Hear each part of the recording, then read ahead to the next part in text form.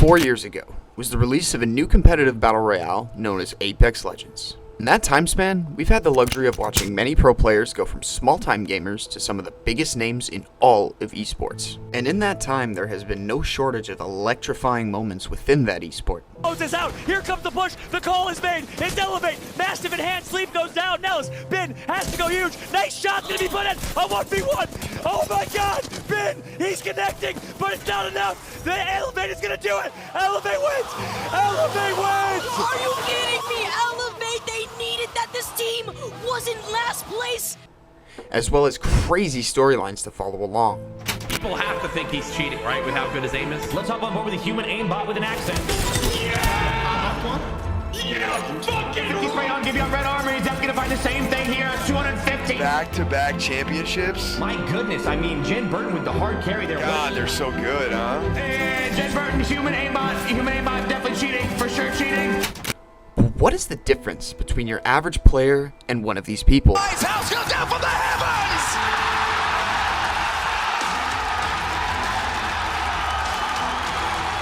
London belongs to Team. Today we're going to be going over 3 different examples of how pros have used confidence within their games to not only win their games, but also change and shape the meta to their desire using that same confidence. His Watson is like redefining the game right now with Zero Watson Horizon.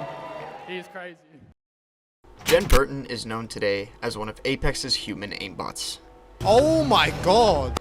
His ability on controller has not only gotten him a spot on a prestigious esports team, but has also gained him notoriety as one of the greatest Apex players of all time. People have been asking us to react to this guy since we started doing Apex videos. As well as being part of the reason why there are so many more controller players in Apex today. Now, to understand how Jen got to be where he is today, we'll need to go back to his earlier days of Apex.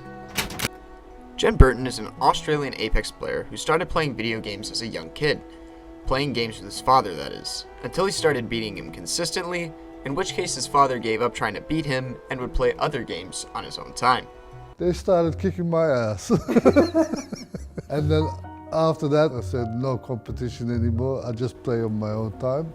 He quickly gained a love for video games, to the point where his parents felt he was getting addicted to them. And by the time he got older, He's playing too much. It's never going to stop because he puts a lot of hours into it. and while his parents may have felt like this for a while, they did eventually come around. Of course, because if they didn't, we wouldn't even know who Jen Burton was. But now I do understand because I watch it all the time and I enjoy it. Jen Burton had tried his hand at other competitive shooters, such as Counter-Strike, even reaching global elite within that game. However, nothing could prepare Jen for what was to come in the future for him. With the release of Apex Legends, Jen saw himself gaining a passion for a new game. Got the dog! First time I heard Apex Legends, I was on a holiday in Turkey, and that was in 2019. They were saying it's such a good game, it's fast-paced, it's like Battlefield, and I'm like, oh okay, I'll give that a try when I come back. So a month after, I gave the game a shot, and then ever since then, I loved it. A game that not only would cement his choice of trying to achieve greatness, but the game where he first genuinely thought he had an opportunity to succeed in. And unfortunately, for Jen Burton, this is where his hardships would begin, as the road to greatness is never an easy one. Team Jen Burton in a 3v3 situation. Joe needs to heal, but Jen Burton has height and a cheater aimbot. And he finds the 150 spray on, give you on red armor. He's definitely gonna find the same thing here. 215 spray on Sony. Okay, yeah, okay, for sure. Anyways, Jen Burton, human aimbot, definitely cheating, for sure cheating. Definitely cheating. They lost that! Look, now I know that video was sarcastic and Touche wasn't actually calling him a cheater, but back then, a lot of the community genuinely thought he was cheating. So I just felt like I had to put a video in there showcasing that. The allegations of Jen Burton's cheating were all over the internet. Nobody could genuinely believe that this player was truly as good as he was. People would ask Jen to show his strike pack consistently. Chat, you want to see my strike pack? Look at this shit. Wait. Ready to see my strike pack? Look, dude. Look. There's nothing. Look at my chords, dude. That's my face cam. Look at that. Look where it leads to. It leads to this. How incredible is that? His aim was so good that even his current teammate Zero thought he was At the cheating. game, my own teammate Zero, he was my IGL, he thought I was cheating and he really disliked me. He wanted to try to get me banned and all that stuff, you know? Hurry up! Take my Q, take my Q, take my Q! Land on the skid, land on the skid, land on the skid! But guess what? He's on my team now and we're competing together. With all of these allegations, it was hard to truly believe that Jen Burton himself was actually a legit player. Back then, the majority of the community thought that Jen Burton was only good at the game due to using some type of software to gain an advantage over other players, or even use a VPN so that he could play on easier servers. You had multiple people calling out Jen Burton for being a non-legit player, with many players even stating that once he hits LAN, it's game over. Jen had to find a way to prove himself to the community, and on April 29th, 2022, when he finally got his chance to shine, he contracted the virus and was no longer able to play at the upcoming LAN. And with this came more backlash from the community, stating that it's such a coincidence that Jen Burton would contract the virus right before having to go to a big tournament, so that he doesn't have to use his quote-unquote mod packs. A regular person at this point would most likely be devastated, defeated, no longer wanting to keep fighting. But luckily for Jen, he wasn't that type of person. See, the main difference between pro players and us average Joes is their ability to maintain their composure as well as stay focused on the task at hand.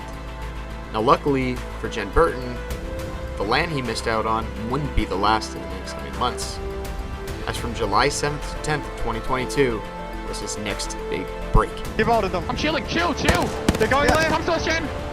Shoot right. Dead. Crack the valve. I'm just... Make sure they don't take left to back. Yes. Down. I keep them. They're gonna get caught. Play the back. He's alone. Let them fight each other. Okay, no, give me. Everyone tell. I'm full. Like they're fighting. No. Chill. I'm chilling. Cross the cut down, fighting. Valk cracked. Valk.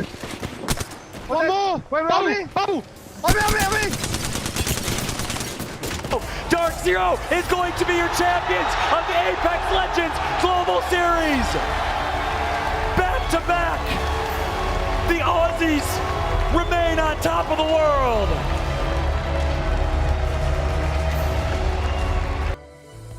Jen Burton put on an astonishing performance at his LAN debut, putting up 26 kills and showcasing he was not just an online warrior. This performance not only proved to the world that Jen Burton was in fact an absolutely 100% legit player, but he also proved to the world that he was able to take those words of wisdom and turn them into confidence.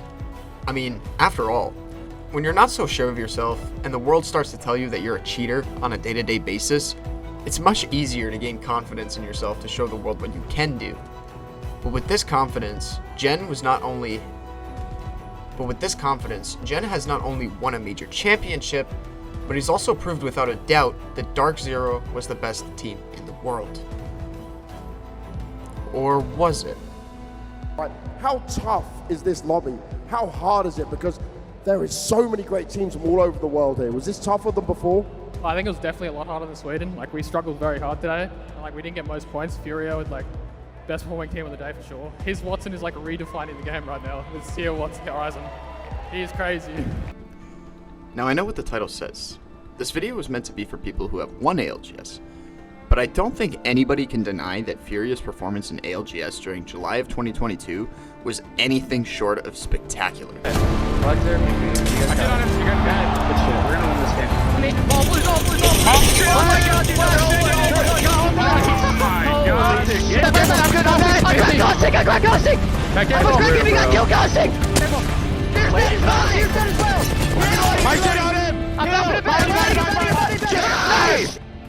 Furia was known to be one of the most dominant forces within the ALGS tournament that we've seen thus far, with their roster consisting of Panders, Zeratricky, and last but not least, his Watson. They had created a powerhouse of a team. Now, to understand why the story of Furia was so crazy at the time, we're going to have to understand what happened during the season prior to LAN and what led his Watson to try and defy the meta entirely. In Season 9 came the release of a pretty broken legend known as Seer. Now luckily, for the people who had the luxury to die to his flashbang back in the days, they nerfed him quickly after his release, leaving pros to believe he was no longer viable as a competitive pick. Opting for the much safer Bloodhound pick, which they had been running for a while now due to many controller players being able to run scans efficiently, while also gaining movement speed as well as a thermal sight while in their ult. Seer's ass, you need to go to Bloodhound. I agree. This is what I said. As soon as they nerf Seer, he's gonna be Seer's 100% ass. The reason why Seer was so good is because his ulti was like such a low cooldown, just you need to go back to Bloodhound. Seer is not good. If we just had a scan, we don't do that, yeah, we can win this game. When Furia signed his Wattson as their IGL just a few months before the ALGS finals, they were hoping that he would maybe be able to see the game a little differently than the rest of the IGLs out there. His Wattson's sight were still set on Seer, however, even after the nerf, a decision that the rest of the community would have never anticipated. And for Furia and the boys, the confidence to play an off-meta pick was one that they were 100% willing to take. But the thing is, I haven't even mentioned what the meta was back then, and why Seer was so strong for that meta. So back then, the majority of teams would have gone in on the safest meta picks such as Caustic, Gibby, and Valk. These three legends gave teams a lot of versatility when played correctly. Valk was absolutely busted at the time. With her Q basically full stun locking you into place for longer than it does today, her ult could let you travel much further, allowing for better rotations, and she also had the ability to scan beacons, which is one of the big reasons why she has been slowly falling out of the meta since then. Now let's get into Gibraltar. Gibby is a legend that is considered fortified, meaning he negates a percentage of damage for every bullet of damage he takes. On top of this, he also has an arm shield that protects him from 45 damage when ADS'd. His Q is a big old bubble force field that helps you protect yourself in a 360-degree dome. However, this bubble could also be used offensively to force bubble fights on your opponents. A bubble fight is when two teams decide to duke it out within the bubble, using the outer walls of the bubble to jiggle peek their opponents, trying to output as much damage as possible while taking as little as possible. This meant that Gibraltar was the perfect anchor legend with all the tankiness he has. An anchor within esports is someone who sits back a little bit further behind his teammates, getting ready to clean up the kills after they've done the initial damage. Oh, and I forgot to mention, he also rezzed faster. Twice as fast. Remember that for later. Now, let's get into Caustic. With what seems to be a trend with these three legends, this legend was also much better back then. He was able to stop pushes with his barrels quite well, as they couldn't be broken as easily once they popped. His barrels would effectively block out any pushes, as well as give your team a sort of Bangalore smoke that does damage, which Caustic has a passive to also see through. And with this, it was possible to use Caustic barrels within Gibraltar bubbles. This would help slow players within the bubble, allowing for easier chances to get hits onto your opponent, while their white health would slowly tick away. His ult wasn't much different from his barrels, other than the fact it could be thrown and would start to stack damage the longer someone stayed within the ult. Throwing this ult into a Gibby bubble late game was sure to find you some kill points, one way or another. Okay, so now that we understand what legends were meta at the time, and why they were so good, we can start to look into why and how Furia was able to pop off so hard against the specific team comp. That comp was specifically designed to find a spot in zone and play it until the very end. But his Wattson decided he wanted to go against all of that. And I gotta say, that takes some balls. As a new IGL in the scene, nobody could have predicted that he, of all people, would go down as one of the most influential people in the entirety of Apex Legends. Furia ran a different comp, consisting of Horizon, Valk, and last but not least, Seer. This composition was specifically crafted to counter the Gibby Caustic meta. This comp allowed them to play an edge playstyle. An edge playstyle is when teams decide to land near the edge of the map, look for loots and spot that are generally uncontested, maybe craft up your armors, and then fight either on the edge or catch teams off guard within the ring. This playstyle wasn't normally one teams would adapt during an ALGS setting, as the risks were far too great, in one of the hardest lobbies in Apex history. But Furia was no ordinary team, and his Wattson saw the potential in both his teammates, giving Panders, their controller player, the role on Valk, giving him free movement, which is greatly needed on controller, and he then gave the role of Horizon to Zeratricky so that he could absolutely beam people while going up the Horizon lift. And his Wattson chose Seer, the legend who could single-handedly counter all 3 meta legends with the click of a button. Now, like I had mentioned before, Seer was nerfed, and to the pros, he was dust. But what the community hadn't noticed at the time was just how unbelievably strong Seer's passive actually was. Seer's passive allowed him to scan through walls with a mere right click of your mouse, allowing for good IGLs to use that information given to them and stop other teams before they even knew what hit him. Now, along with Seer's passive, he also had 2 other broken abilities that nobody really took the time to test out post-nerf. Seer could still cancel res, meaning Gibby was essentially invalidated, as well as giving his team wall hacks on people within caustic gas. Not to mention his ult, which tracked enemy players within the huge dome that it provided. And last but not least, if Furia found a team that was in danger and had to Valk ult out of a situation, his Wattson would just use his tactical and fully cancel their ult. Looking back on it, how the community didn't realize how broken he was at the time is beyond me. But his Wattson, unlike any other IGLs in the scene at the time, wanted to not only win ALGS, but show they were the best team in the world.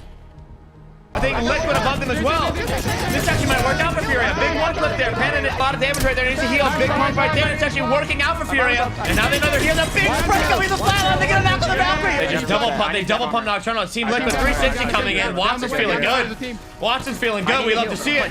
Furia is sitting exactly where they want to be. Big 90 pump. Pure confidence with his Watson as he pushes in.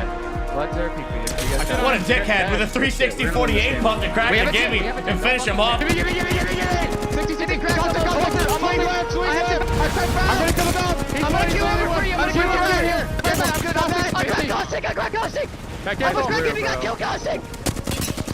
Climbing up, Panders.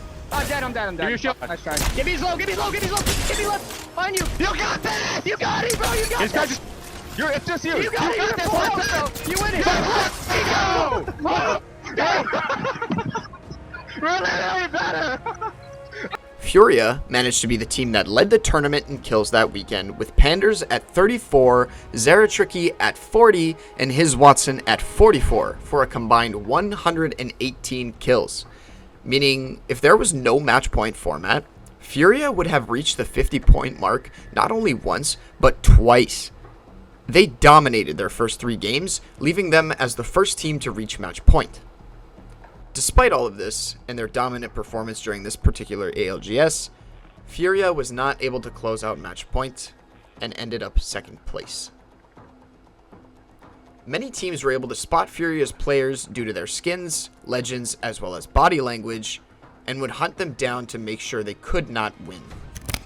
This isn't anything new, however, as it is quite normal to see teams wanting the winning team out ASAP so that they can get their chance at the trophy. And while they may not have won that tournament, it was clear to everyone in the world that Furia was not only the best team in the world at the time, but it was also clear that times were changing within Apex. Gone were the days of heavy camping in buildings, and here came the days of aggressive ALGS.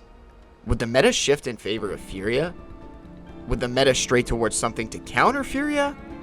Or would a different team find a way to use Furia's composition to its fullest potential? Red. I'm baiting them. See you're dead. One close now. One close in the smoke. Knock one inside. Knock well. I'm going in. Yeah, I'm going in. Almost hold him. 64 on him. On me. Do you want somebody? Zero. Doing us.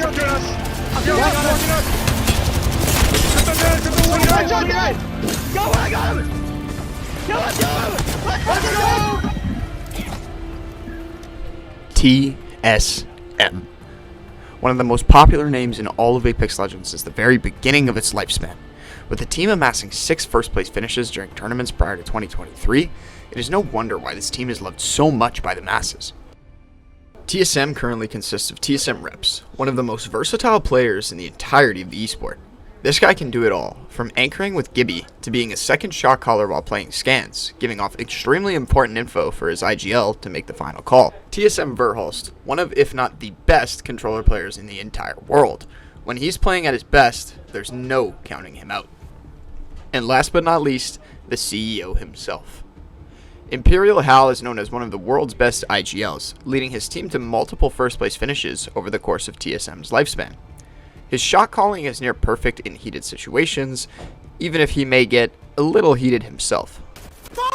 Alright, now if you want to understand how a team like this can have struggles with winning, we're going to have to go back on to the early 2022 season when TSM decided to pick up Verhulst as their third player after Snipedown decided to retire to play Halo Infinite as a pro player. For Hal and Reps, this wasn't the first time they had to get used to playing with a new teammate, as their first teammate was Alberlele, in the very early days of Apex Legends, who eventually decided he was no longer playing Apex Comp with TSM and wanted to play Valorant instead. This meant that Hal and Reps were no stranger to this type of situation, and would most likely be able to adapt quickly, right? I like to eat apples and bananas. I like to eat apples and bananas. Well, unfortunately for TSM, that wouldn't be the case this time.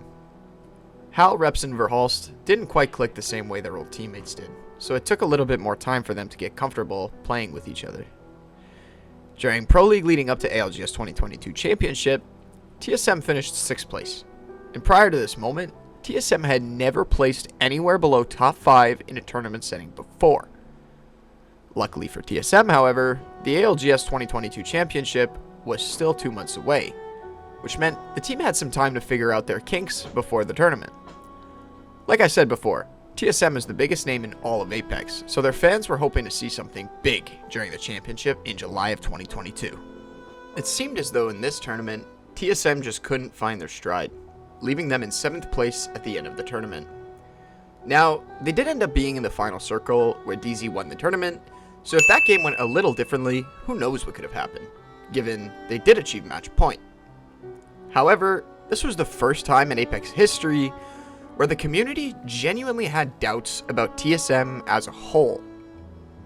Many players were putting down Hal for being too aggressive towards his new teammate Verhulst. Do you think that Philip yelling is annoying, or do you like it because it keeps you accountable? I'd say half and half. Definitely can be annoying, but certainly can be super helpful too. Yeah.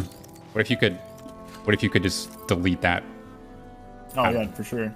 The negative parts for sure. I mean, like sometimes he doesn't. He's like super constructive. Other times he's just like really tilted. Like yeah, it's a mix of both. But if I could remove like the negative, yeah, obviously I would. Hal has always been known in the community as a guy who doesn't like to lose. He's extremely competitive and knows what it takes to win. While he may not always make the right call, the majority of the time, you can count on Hal to make a good call. This is one of the reasons TSM has been able to be so dominant over the years. But the community noticed something else about Hal. Hal's Valk ults tended to send them into spots that didn't necessarily give them a good advantage. Meaning, the best IGL in the game was butchering one of the most important aspects of that game, which was the rotations. Now I want to reiterate something here before we go any further. I truly believe that if TSM was able to find their team comp that worked for them from the very beginning, I think we may have seen a much different TSM within this tournament. Many times you would see them swapping off to other legends like Seer, with minimal experience using the character in a pro setting. This oftentimes led to the team being defeated before the game would even start, giving them a mental block, as they weren't necessarily used to using these legends the way they had to use them. Now we fast forward to the Split 1 Pro League playoffs, and we saw a completely different version of TSM that we have not seen before. In this split, TSM opted for the new meta composition that Furia had coined just months prior to the season. Reps took the role of Seer, while Verhulst would play Valk for the free movement, as well as just the fact that Evan is one of, if not the best Valkyrie player in all of Apex. And Hal took on the role of Horizon, a legend who is known to frag out, which was surprising for an IGL. But something I didn't mention a little bit earlier was now Hal had officially made the swap to controller, meaning he had the potential to challenge many other controller players and be the dominant force for his team.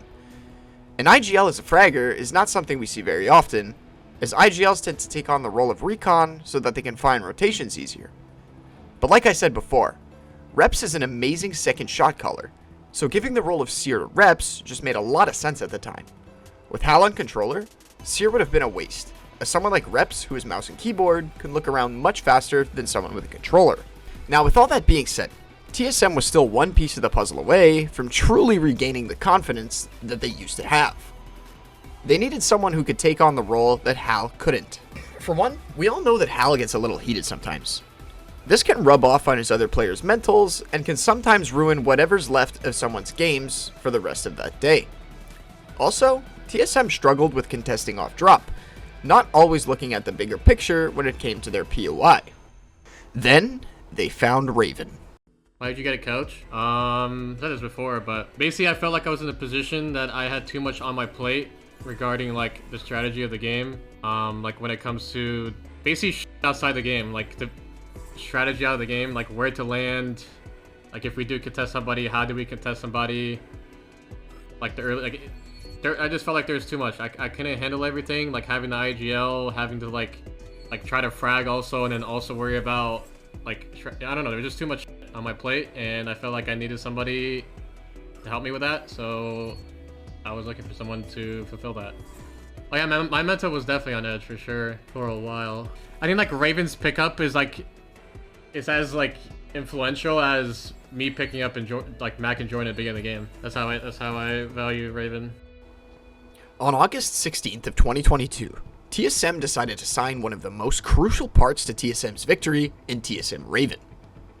Raven's view on the game was quite different from your average player. He took the time to study all of the intricacies of the game, down to the best way to land at certain POIs. With all these new changes to the team, it was interesting to see how this would fare during the ALGS Split 1 Pro League in NA. And oh boy, did this ever click for the boys over at TSM. TSM, do they have some ultimates available to maybe equal this fight up a little bit? Can they hold the high ground for long enough for Oxygen to be forced out? There's the black hole, and here's the swing from TSM. All three come in. TSM shredding through Oxygen, and it will surely here be a TSM win. It is indeed. With their newfound confidence that was given to them by Raven, TSM started putting in the work to do what it took to return to their old selves, dominating lobby after lobby with high kill games, as well as truly perfecting the defensive playstyle of this comp. Meaning, they had fixed the problem Furia couldn't. They found a way to not only play an edge playstyle, but also hold down an area with a comp that didn't have much defense at all. With Seer's ult, many teams opted to stay defensive while the ult was up, allowing TSM to go up into the sky with Horizon and take out the teams who were just a little too scared of that Seer ult. This team took a good defense is a good offense to heart. Raven was able to mediate the issues between Hal and his teammates if ever Hal got too heated. They also fixed their issue with POI and landings, as Raven was able to teach them the best ways to counter the teams they'd be fighting. Hal no longer had to worry as much about what other teams were doing or watching other teams' VODs for the specifics, as they now had Raven, who could do just that. For TSM, this added coaching staff was something that was very clearly needed, as they went from finishing 7th in the last tournament to finishing 1st in this one. The only problem TSM still had was that Hal's Valk ults often led them to death. It seemed as if though Hal was starting to get out of the nervous slump, but still wasn't quite there. Would he be able to tie it all together for the Split 1 playoffs and prove to the world that TSM was the best teams in Apex Legends history? Ready? Go now, play noob it. We win this game. Go. We noob it. Where? This was the moment that TSM had proven to the world that Raven was not just a coach, but one of the greatest additions TSM has ever had in their Apex Legends lifespan. This Valk ult was not only one of the best plays in Apex history, but also one of the ballsiest. If we look at TSM's positioning here during this clip, we can see that there are tons of teams that could have gotten a shot off on them during this Valk ult. But remember that risk-reward factor we spoke about back in Furia's part of the video? Well, this is where the difference lies between old TSM and new TSM. New TSM was willing to take the risks they needed to get into the best spot possible for them to win the game. They no longer played low ground almost ever, opting for the best position in the map at any given time, thanks to TSM Raven's coaching. They could have gotten shot out by this Valcall at any given moment, but Hal knew that this was a good Valcall. And not only was it a good Valcall, it was probably the most crucial Valcall we've ever seen in ALGS. As shown here from Jayhawk's video, Kashera pulls out the crypto ult EMP to deter any push. As he's moving this drone towards the building, we can spot TSM's Valcult going off. If that EMP had arrived a second earlier, TSM's Valcult gets cancelled entirely. Ascend almost hit them with a crypto drone to cancel that Valcult, meaning TSM was just a few seconds away from losing their opportunity. Which brings me to the next point. Confident players see opportunities and they take them. They don't give other teams time to react and force the fights when they see fit. And TSM pulled it off perfectly. The box. Focus the guy on the left. You two focus left. You two focus left. Focus left. Both of you. He's going back. He's going back. He's back. 64 on him. 64 on him. It does not get more intense than this. Match point leaves us with two teams as Kashera makes the play. Kashera for Europe gets the shots in, but no shield break as now the fight goes down. Go, Jonas.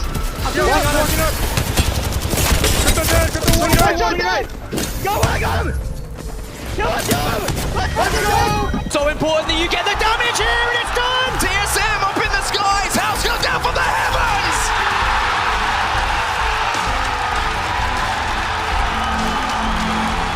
London belongs to TSM!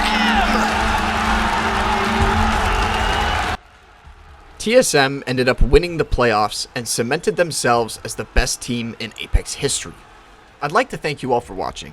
If you did make it this far, I highly recommend you go check out Jumba as well as Jayhawk, as they are some of the best content creators on the entire platform when it comes to videos like these.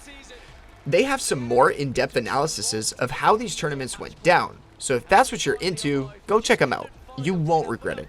And with that being said, have a great day, guys. Thank you so much for watching my video.